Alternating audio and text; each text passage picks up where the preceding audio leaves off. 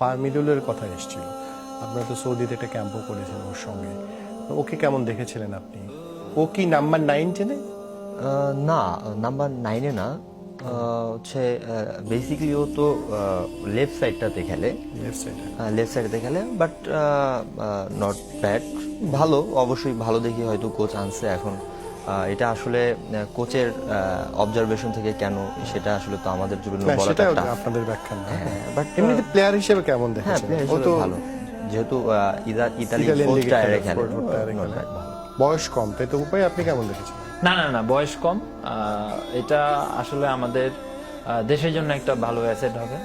আর আপনার যখন আবার নেক্সট ডে সে সুযোগ পাবে, ডেফিনেটলি আমার কাছে মনে হয় যে সে ক্লিক করবে এবং দেশের হয়ে ভালো ফুটবল খেলবে। আপনার বোধহয় ওর সঙ্গে একটা ক্লাব ম্যাচও খেলেছিলেন সৌদি আরবে, না?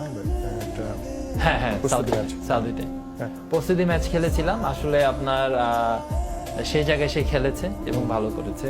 ওর পজিশনটা কি, মানে কোন ও জায়গায়? আসলে মানে আমরা তো মানে ইতালিয়ান ফোর্থ ডিভিশনে দেখি যে ও লেফট ব্যাক থেকে শুরু করে লেফট উইং এ খেলে। মানে এটাকে বলে যে লেফট উইং ব্যাক। মানে আপনি ফরমেশন অনুযায়ী যদি আপনি 3-5-2 খেলেন, তাহলে আপনার লেফট উইং ব্যাকে সে পজিশনে সে খেলে। তো আসলে সেখান থেকেও সে আপনার গোল করে, এবং গোল করা এটা কিন্তু পজিটিভ ব্যাপার, এবং তার জন্য এটা মানে আসলে প্লাস পয়েন্ট। আমার ধারণা ছিল এই জন্য যে নাম্বার 9-10-এ খেলছে কিনা, যে না না